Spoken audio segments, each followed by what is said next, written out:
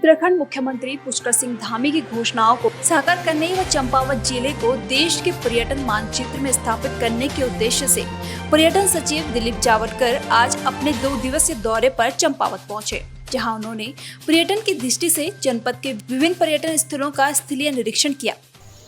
देखिए, अभी जैसे कोरोना का जो समय गया है, गुजरा हुआ है हमारा, और उसके बाद जो हम लोग देख रहे हैं ज़्यादातर लोग पहाड़ की तरफ आकर्षित हुए हैं। एक तो यहाँ की जो वायुमान है वो बहुत ही ज़्यादा सुंदर है, बहुत ही ज़्यादा वो प्रदूषण रहित है। दूसरा, यहाँ की ग्रीनरी जो हम लोग देख रहे हैं उस तरह की ग्रीनरी मिलना बहुत मुश्किल है।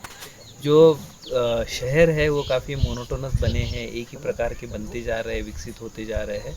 लेकिन जो पर्यटकों को जो अनुभव चाहिए होता है वो डाइवर्स अनुभव चाहिए होता है, और उसके लिए पर्यटक काफ़ी जगह घूमते रहते हैं। आज भी जैसे हम लोग यहाँ पर चंपावत में आ रहे हैं, अलग अलग चीज़ें जैसे देख रहे हैं। आज जैसे हम लोग चाय बागान में यहाँ पर अगर जैसे खड़े हैं तो इस तरह के चाय बागान देखना जो है शहर वालों के लिए एक बहुत बड़ी नोवेल्टी है।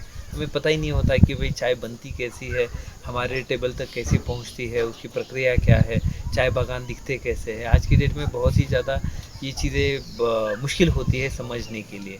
और इसी के साथ बाकी भी यहाँ पर जैसे मानस खंड पर जैसे शासन का भी निर्णय हुआ है और उस पर कार्य प्रारंभ किया गया हुआ है, तो उसमें भी आप देखेंगे कि बहुत सारे मंदिर है जो कुमाऊं क्षेत्र के, तो उन पे किस तरीके से कनेक्टिविटी बढ़ाई जाए, रोपवे के माध्यम से हो या सड़कों के माध्यम से हो।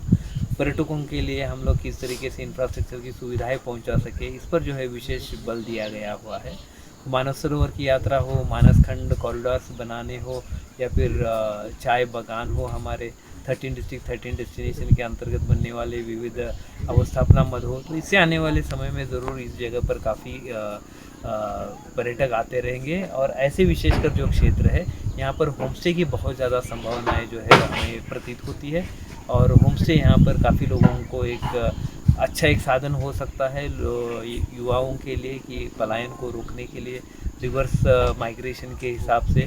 तो इन सभी को किस तरीके से प्रोत्साहित किया जा सकता है, इसके लिए आज भी मैं यहाँ चंपावत आया हूँ। कुमाऊं का भ्रमण है मेरा, जिलाधिकारी साहब के साथ आज उसी के संदर्भ में हमारी चर्चाएं हो रही है।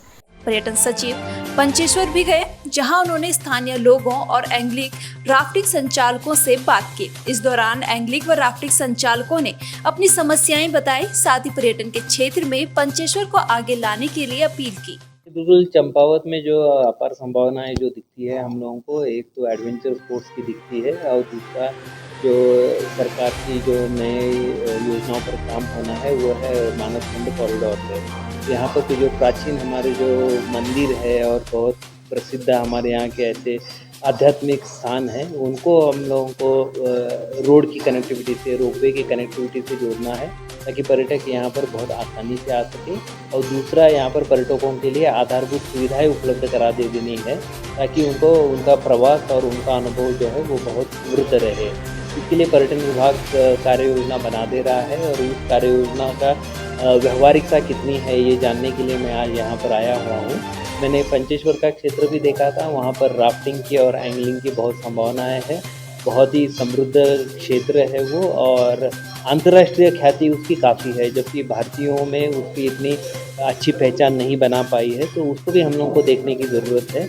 उस पूर्ण क्षेत्र का कंजर्वेशन भी करने की आवश्यकता है, ताकि हम लोग विकास के नाम पर हमारी स्थानीय इकोलॉजी है और स्थानीय जो एक कल्चर है उसको हम लोग पूर्ण रूप से उसको क्षतिग्रस्त, मतलब उसको क्षति ना पहुंचाए, ये भी हम लोगों को जानना ज़रूरी है। न्यूज़ स्टूडियो उत्तराखंड के लिए चंपावत से संदीप कुमार की रिपोर्ट।